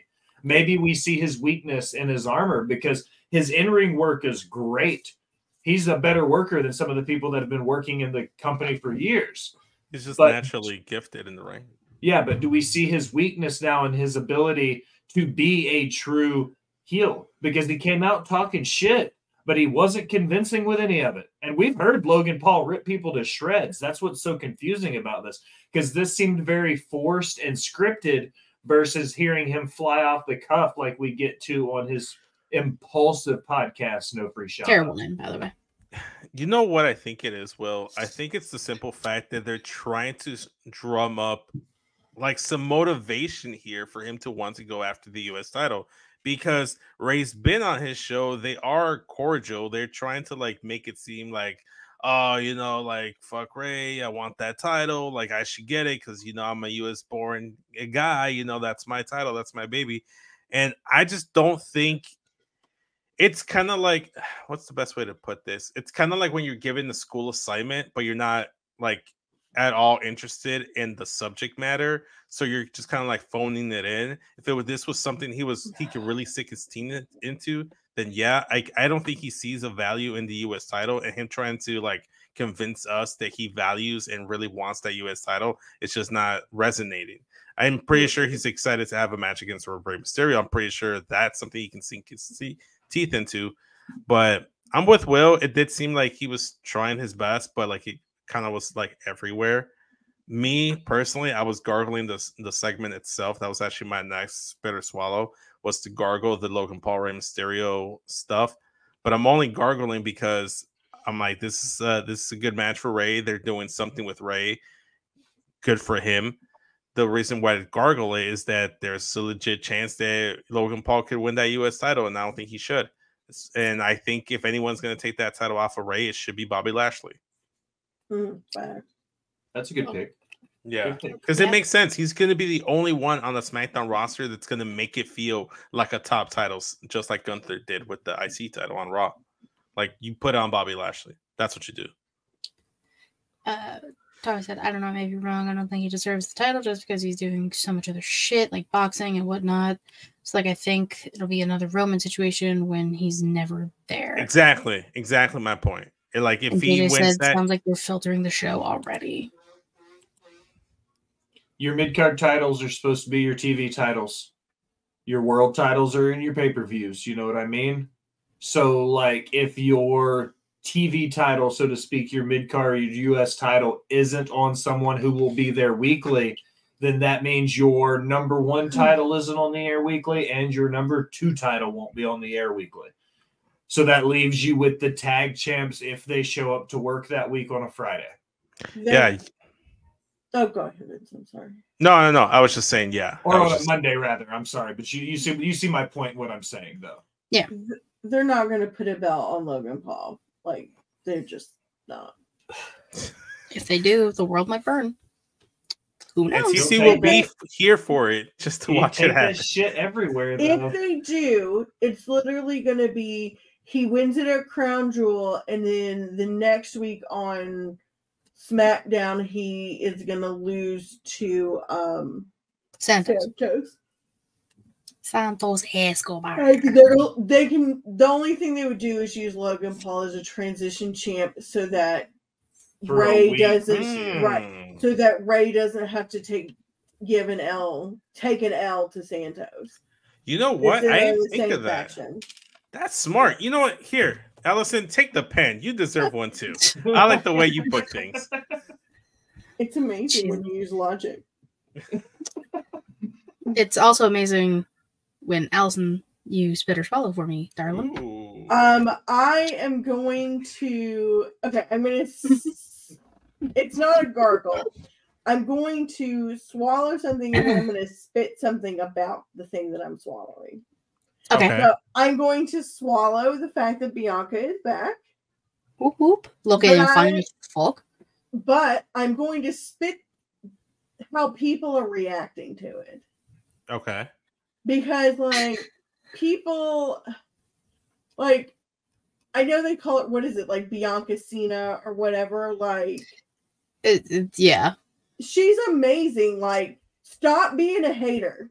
Like, it's okay to not like somebody, but don't get, like, visibly pissed off when they come back to work. Like, that is the most fucked up shit I have ever seen in my life. Yes, toxic. It is toxic as fuck. Like, you don't particularly care for Charlotte, but you're not going to, like, be visibly mad that she's on your TV. I just get slightly frustrated because she's always in a title picture. But Bianca's always in the title picture. I mean, but Bianca's, but like, I like Bianca's like character and everything overall much better than Charlotte. Like, I love them both. Don't get me wrong. Like, I absolutely love both women. They're like my top 2 favorites, like, of women, like, of every promotion. Like, those are my 2. Mm-hmm. Like, I'm tired of people taking wrestlers coming back so fucking personally. Like, this is a TV show. This is a reality TV, a scripted reality TV show, and you're mad because somebody is back at work. Like, stop being a little fucking baby. And if you don't like them, just don't watch their fucking matches. So. Yeah. Let's see here. Not hating, but I would love to see her turn heel and kind of faction up with Lashley and the Profits. I don't know if I want to see her faction up with Lashley and the Profits, but I would like to see her turn heel because heel Bianca is an untapped well that we have yet to really see. We saw glimpses of it on NXT. Then she turned babyface when she got called up to the main roster and hasn't really like changed ever since. Shout out to the broadcaster in the chat. What's up, guys? What's up, Tom? She said she'd never go heel, that she doesn't want to be a heel ever. No, and I can understand why. and it's totally fine. I don't think she ever really needs to turn heel. I'm just kind of curious about it, similar to Cena. Like Cena never needed to turn heel, and you look at Cena, and it would have been interesting to see him as a heel, especially now when you see what the Tribal Chief Roman Reigns became after turning heel. So it's kind of like a what if scenario, but there's multiverse theory for that. She had so much momentum, and then like when she lost to Becky at that SummerSlam in 26 seconds or whatever the fuck it was, I was there. Like it flatlined her for a bit. Yes, it flatlined her for and a then bit. they built her back up, and then they booked her title reign fucking awful. Did her no fucking favors. And then now they're struggling to like figure out what to do with her. JJ know what's up. Strong and confident black woman intimidates weak. There you go. White tea men, YouTube men. So I think that's what she meant. It's white. Because usually like white tea means YouTube. So I thought she just meant like YouTube men. No, it's white. No, she meant white men, No, which JJ, I don't. People I've seen complaining is white men. White men because they're little bitches. Fuck white men, man. Will.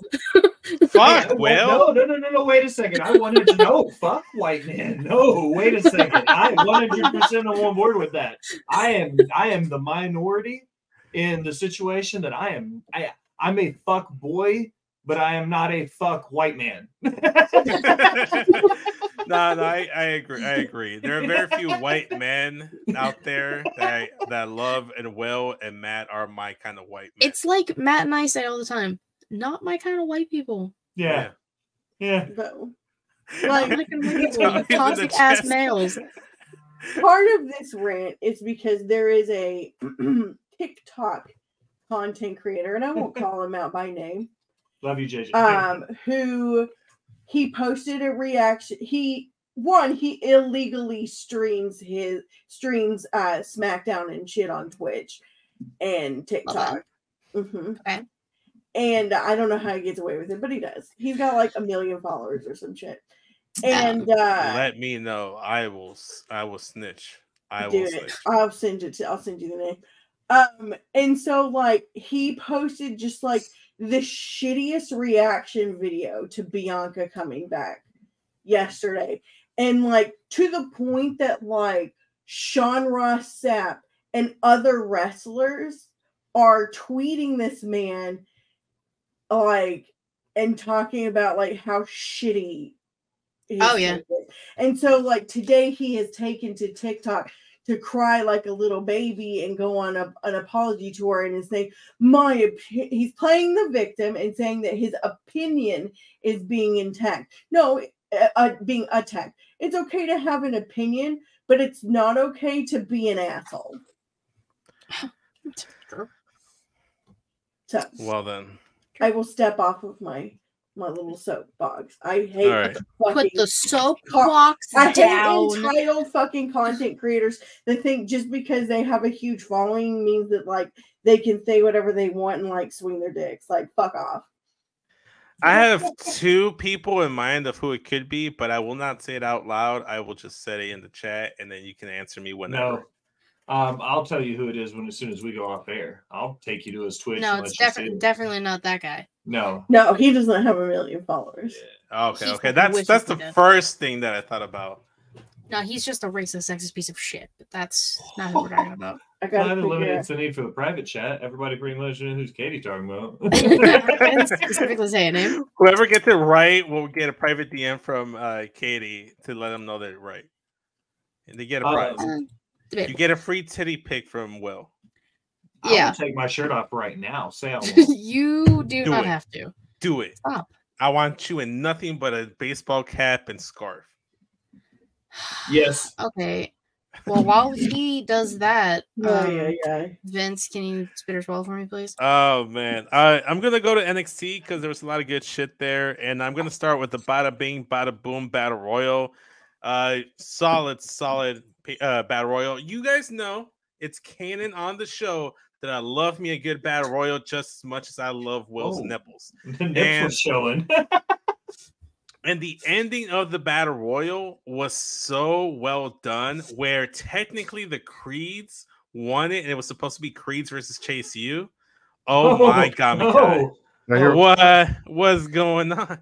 Will, can you talk Matt into taking off his shirt too? Hola, Mateo.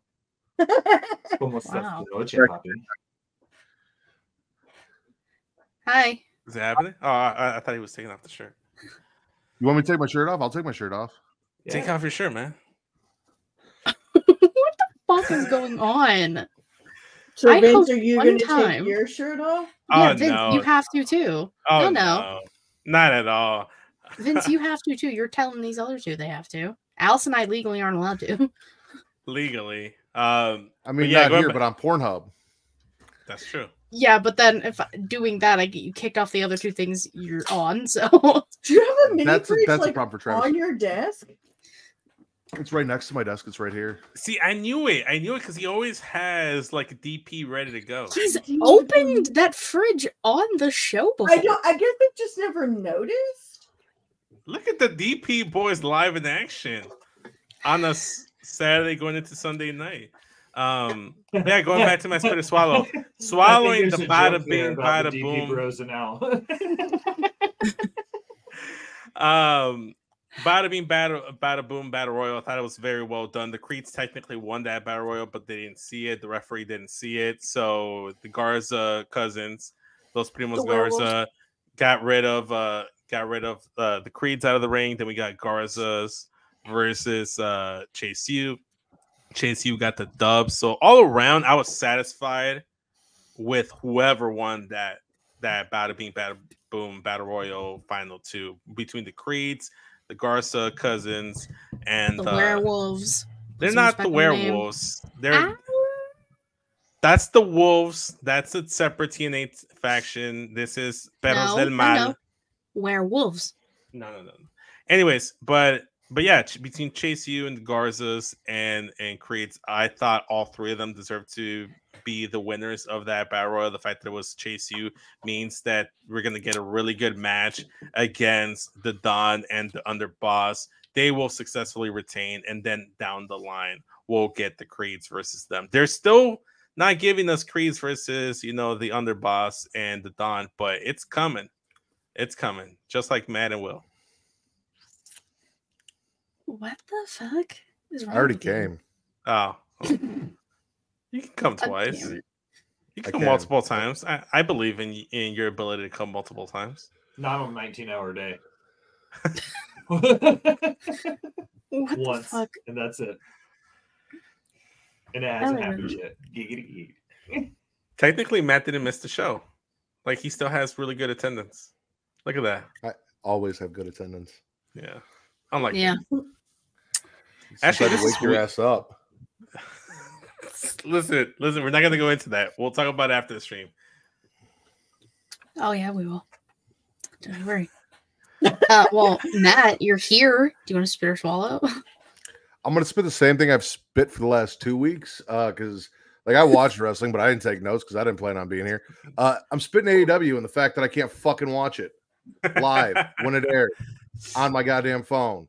The fact that for 3 weeks in a row, I have turned on TBS and it is said after I got done watching Big Bang Theory, you are not allowed to watch this program on this device because fuck you TBS, fuck you AEW. Maybe I will start watching. No, I'm not going to start watching the NWO. I'm not going to lie to Will and get his hopes up. That ain't going to fucking happen. But I don't know. I'll figure something out. Impact maybe, or I don't know. You can watch it in the TBS app. You know that, right? You just have to log into your Comcast. That's what they want you to do. I'm not doing all that for them. I pay for Comcast. I have Comcast Live. If I can watch every WWE show there, and if I can watch Rampage there, and if I can watch fucking Collision there, I should be able to watch Dynamite. If they're going to tell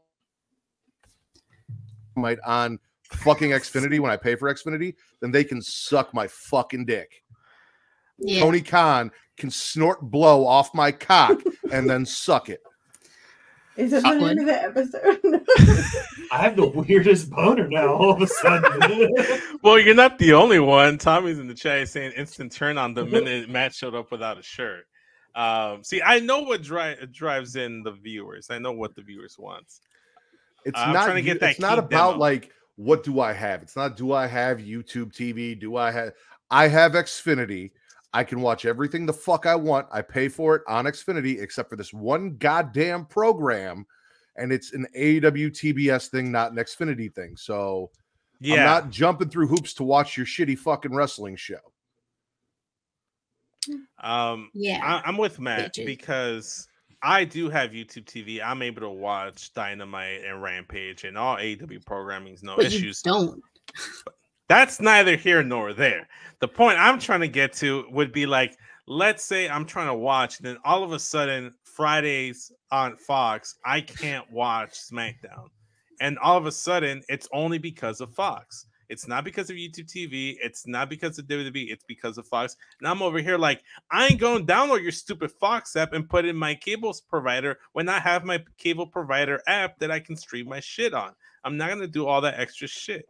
The only time I ever do that is when I have to do Bulls games, and that's because I share my YouTube TV with a bunch of other people, and I sometimes get kicked out, and I don't want to kick people out of watching TV, so I watch it on a separate app to accommodate others. But I will not accommodate AEW, nor WWE, or Fox, nor TBS, or anybody else unless their name is Will or Matt. And that's the thing. I had the problem with USA for a little while where I was having trouble. Like, I think I was watching Raw a couple weeks, and I shit on WWE too. Like, this isn't a just fuck AEW because it's AEW thing. This is fuck you for not letting me watch what I pay for on the fucking app that I pay for. If WWE did it, it would be the same thing, and I'd just be like, yeah, same I'll energy. just watch AEW. Like, yeah, none of that changes. People just like to be sensitive about the fact that it's AEW. We got Hulu TV because we were using. So I have a friend that works for Xfinity, and he logged into his little. It's the Xfinity Live app. Yeah, the same thing you use. Yeah, on my Fire Stick because they don't limit the amount of people that can log in. But we couldn't watch SmackDown because it was blocked out because Fox is lame. So whack. So we got the Hulus. The Hulu. Matt, did you just flex to grab your drink? No, I don't flex to grab my drink. I just flex. I'm in a constant state of flex. Jesus also said it, Vince. You made these two do it. I didn't make them do anything they didn't already want to do. I just think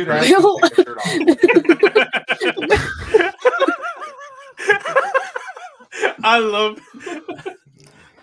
this. I love this so much. What has happened? I don't know. But I got back from a party and thought, hey, you guys are still going. Why don't I say hi? Yeah, I've done it in the past. Why not you? I mean, it is your show. It's Katie's show tonight. It's your brand, essentially. But yeah, it's Katie's show tonight, but it's your show every other day. Every other You night. just can't give Katie her roses, Poppy. It's okay. No, she can have tonight. It's all right. No, Katie has been doing a great job. She's been solid. It's a well-oiled machine. She even came back from the botch of Vince oversleeping and being 15 minutes late, so it's an uphill battle, Yeah, you really gave me a nice dose of PTSD there, so I really appreciated that. Thank you. Oh my god! You know. So thanks for that. And I've recovered very well. This has been a great show. I've only done like one thing, but I do want to. This is specifically for Matt. I'm gonna swallow House of Black in its entirety returning tonight on Collision. Malachi showed up, kicked the shit out of Bryan Danielson. One swift black mass, fucked him up. He showed up in FTR's match, and then the rest of House of Black showed up, beat them up, and then during the main event, they beat the shit out of the BBC. Mox came back too, but like, whatever. But like, House of Black in its entirety is back, and Malachi's going after everybody, as he should, as he fucking should. So that was for you, Matt. I'm gonna watch Collision now, like Bryan Danielson versus Malachi Black. Yeah, I'm back in on Collision. Yeah, did they set that up tonight? Yeah. I was asleep for the entirety of Collision. Yeah, we know. We know you were asleep. Listen, It was after Andrade and Brian had a match, which they called I had a dream rough match, which has day. happened before. It's been a rough day, long day at work. I had a rough life. I want to hear it. I think we all have rough lives, except for when we get like free nipples on our TV from Matt and Will. That's pretty sweet at that point. Oh my god, Will Spitterswall. Let me go back through my non-existent notes. I got one more. This. I got one more. I'm gonna save. I'm gonna give it to you because I really liked it.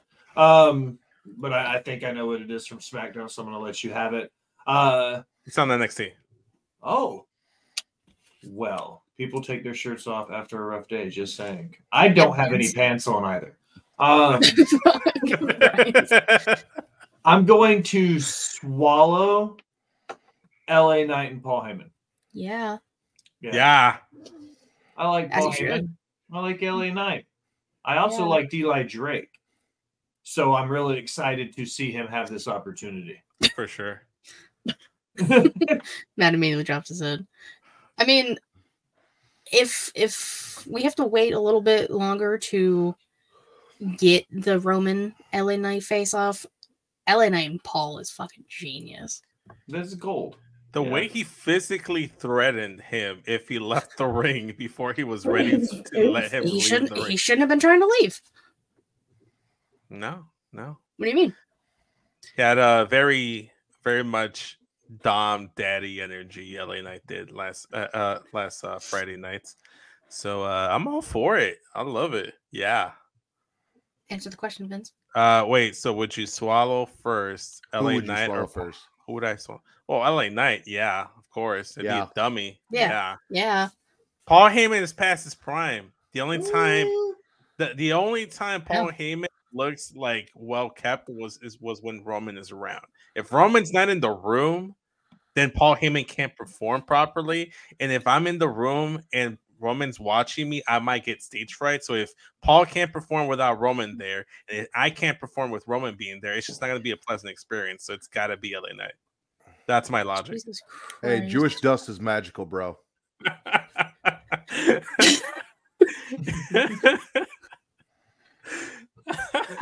Yeah, it is. Allison? I'm gonna ask you. I'm going to spit that 2 seconds into the only women's match on SmackDown, they start a commercial break. Every fucking time. Every time. Because they always do that. It's their gimmick. It's what they do. Yeah, everyone has this chick that's SmackDown's apparently. They couldn't have done it before. They couldn't have done it during the pre-recorded segment with KO. Nope. It's so disrespectful to women on SmackDown. Thank God the NXT title's being showcased on Raw. Oh, there was a whole conversation already. Oh, yeah. I'm just glad we're getting more women on Raw and giving them a bigger spotlight, for that NXT title. It's nice to see more women's titles on Raw, isn't it, man? I'm going to give you a mini version of what you missed earlier. Who says I missed it? Matt was in the chat. He saw. Did you hear it? I just want them to actually give the shine to the NXT women. I know you do. And they will. Who deserve it. Someone from NXT will beat Becky and it'll be a big, big, big fucking deal. And it'll be fantastic. And no one will care. I will. I'll care. I know you. The people that matter will care. No, I will. You, Matt. I can't stand you. I can't. But you know what I mean.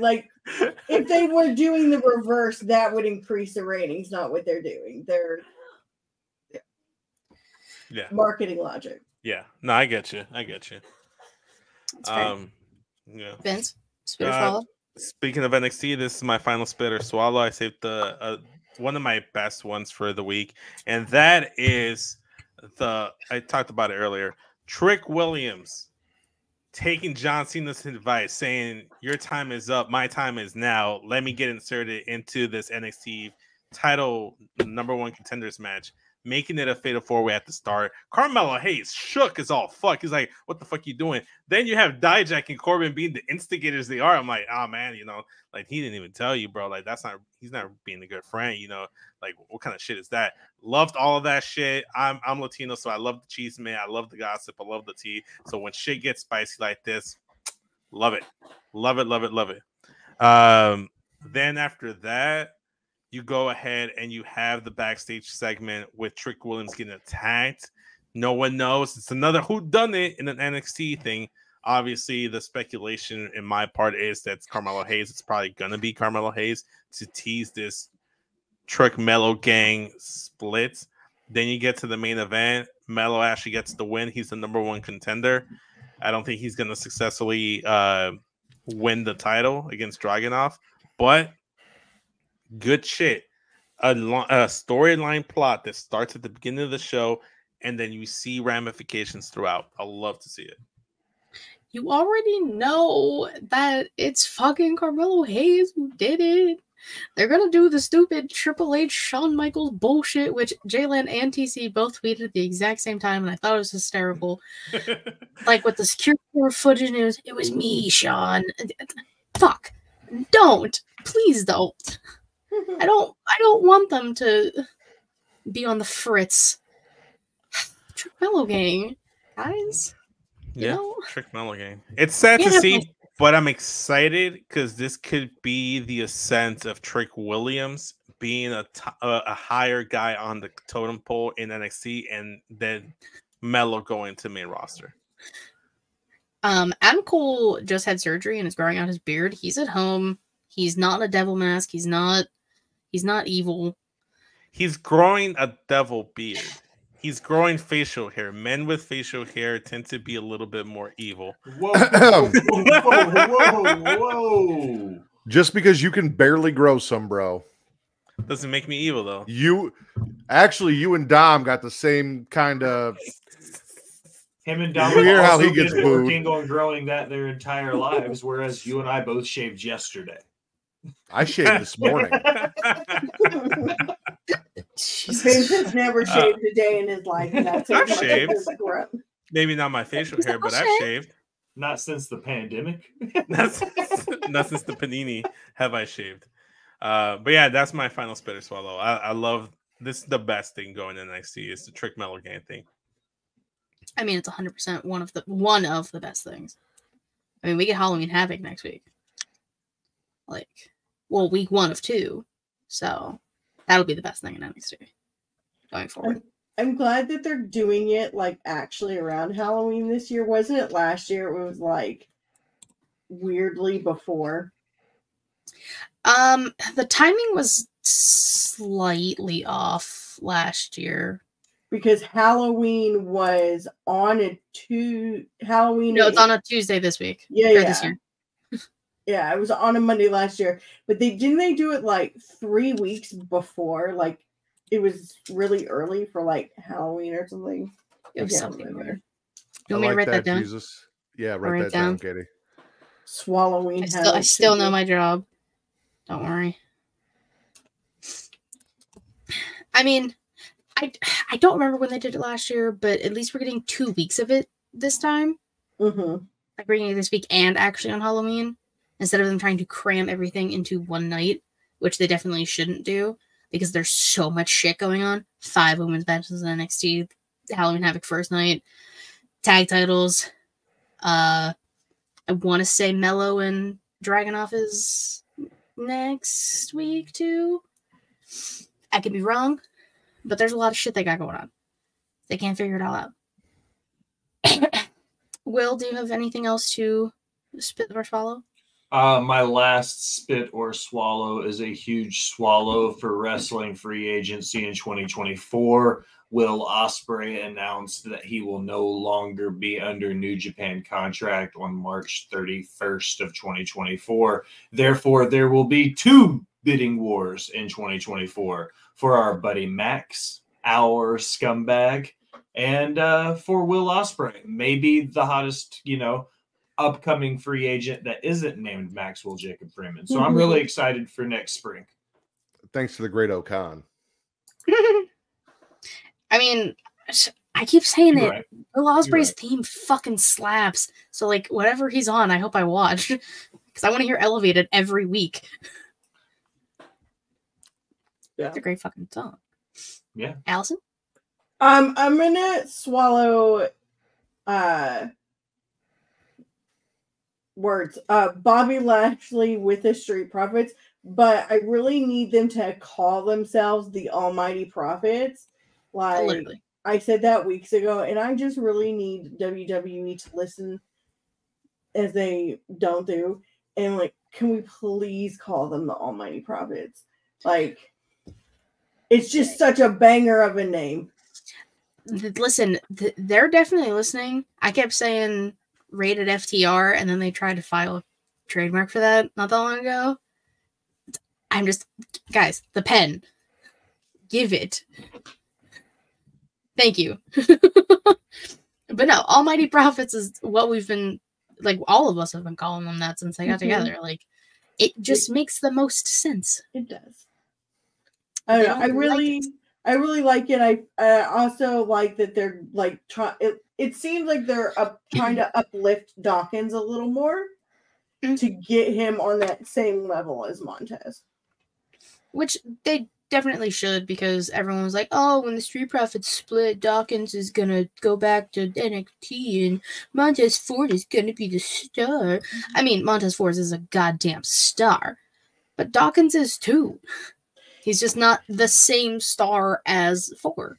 Yeah. They have said that, like, in shoot interviews, that they will not feud and they will not, like, break up. They said, like, they are a team. They came in as a team. They're going to stay a team.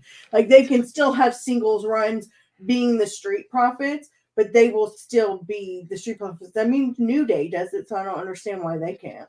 That's exactly who they referenced in the interview was New Day, because they've never had to break up. Gods. Yeah. I got one swallow. Okay. I want to swallow the fact that tonight marks the first night that Smackin' It Raw has ever had a female host running the show. And despite early technical difficulties and my co-host being my co-host, she overcame, she held it down, she held her composure, she did not cry, she kicked ass and ran the show like the bad bitch that she is. Also, everyone in my Not Gonna Lies that I'm pretty sure just trolling me and are my friends telling me how cute I am, that they have a crush on me, this is for you. So I'm happily married. I'm not looking for any unwanted attention. My wife will castrate me and then you'll have nothing anyway. But just enjoy this while you've got it. It's really Will just sending you I know it every is. day. I know it is. It has to be. I can honestly, as your friend, as a good friend, even there's a dog in your room. Yeah, that's Ozzy. As a good friend, even I can tell you, I sent one. Like, swear, I legitimately only accounted for one of them. One of the ones flirting with him? No. I didn't send any about a crush. Mine was the one that was like the feet finder or whatever. The one that was like, oh, how much for feet pics? Yeah. Yeah, that was me. That was the one that I sent. I haven't sent any more after that because you were getting so many good ones that I was like, I ain't even got to work today. People doing the job for me. I did not send one. She would just tell you. She would just be like, Matt, I think you're cute. Right in front of Will. Right in front of Will's face. I mean, you are my number 2. Wow. I'm the number 3, don't lie. No, you're number 1. Number Katie. 1. Will's number 3. I'm number I'll take 3. It. Wow, yeah. You're like 1.5. Will's okay. 1, you're 1.5, and then Ritter is 2. I'll fucking take it. I'll take anything I can get at this point. That works. But okay, I think we should just wrap this up now. Okay, cool. You. I know. Look at me go. Always wrap it up, ladies and gentlemen. Rock star. Yeah. Hoot hoot. Will, what was your favorite show this week? My favorite show this week was probably SmackDown. I'm getting really into the idea. I would like to see them build to Adam Pearce and Nick Aldis' Survivor Series. Adam Just Pearce the two said of them fighting. he said he wanted one more match. He says he thinks he has it in him. Nick Aldis is an incredibly safe worker. You know he wouldn't do any damage. So I think this is the opportunity where the general managers could get in there and get their hands dirty. So I'm going to go with SmackDown. Love you, Tommy. All right. Allison? I will say SmackDown because it was the only show this week that held my attention the entire time. Okay. Vince? I'm going to NXT. I'm going to go ahead and say from the very start to the ending, like they had an overarching like narrative. You get to see more women's matches there than any other show aside from maybe Impact or TNA now. And I like the breakout tournament that they got with the women. It's probably my favorite thing going on right now. And Matt's favorite in the tournament, Ariana Grace, got that dub. So it's all a swallow.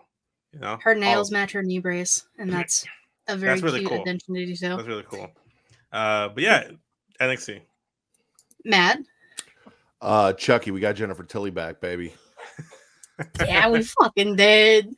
I love her. Chucky is 100% the answer, always. Oh. I barely watched Dynamite. I was like, fuck this, I'm watching Chucky.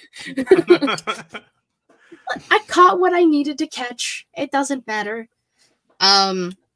But actually, the answer is NXT. So there's this show.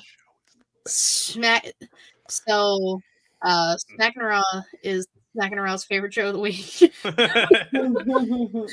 I guess that's how that works, right? Yeah, sure. Why not? All right. Will, why don't you plug yourself? First and foremost, Katie, I appreciate you having me on tonight on Smackin' It Raw as your co-host. Thanks for being here. Being the honorary use of all things Creation World. If you're interested in my shenanigans elsewhere, you can check my link tree at DWillGray. You can find everything I do for Botch Pots and Share Shots, Rivet City Radio, Off the Top Media, and Creation World. Allison? You can find me on TikTok, Instagram, and Twitter at JustAGirl918. I am still looking for a Jey Uso action figure. The lovely Katie sent me a Jimmy for my birthday. I still need a Jey. I don't need an expensive Jey because I'm gonna open that motherfucker and play with it. So yeah, so go get a Jey and open it up for Allison. Yeah. Yeah. I'll pay you for it. I just need everywhere I've gone, there hasn't been one, and they're like $50 on Amazon. They're so expensive for no reason. I don't really understand. 50. I don't understand. I think they just haven't released his new one yet. So they're really hard to come by. But if I find one during my thrifts shopping escapades, I will send you one, Allison. Yeah, I don't care what iteration of Jey it is. I just need a Jey. It doesn't matter. And Jey you shall get.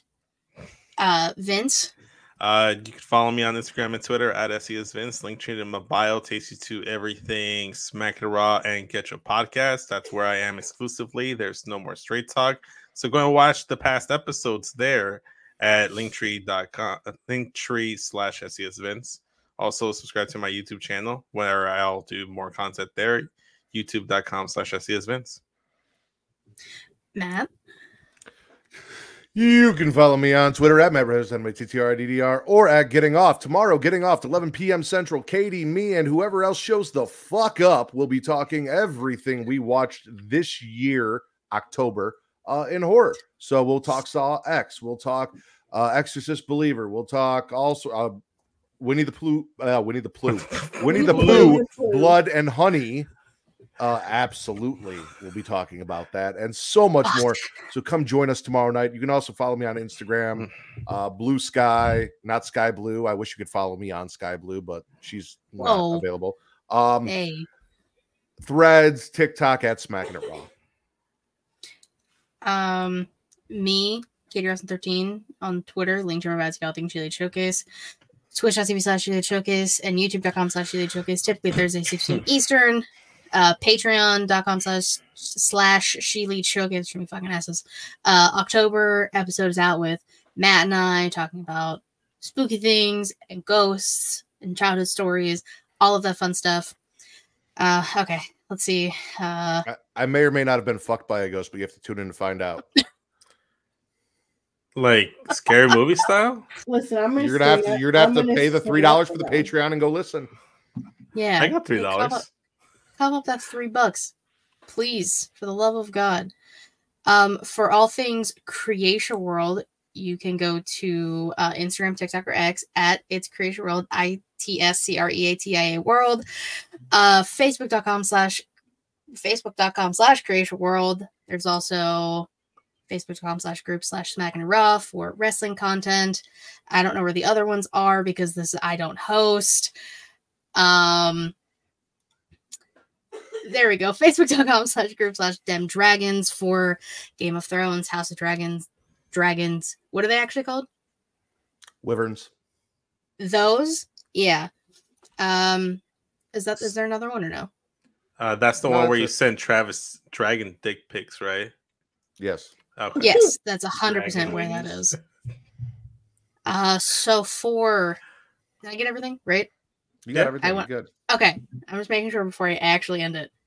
So for Will Gray, Allison, Vince, Matt, and myself, surprisingly, this has been Smackin It Raw, your #1 wrestling podcast on Pornhub. There you go.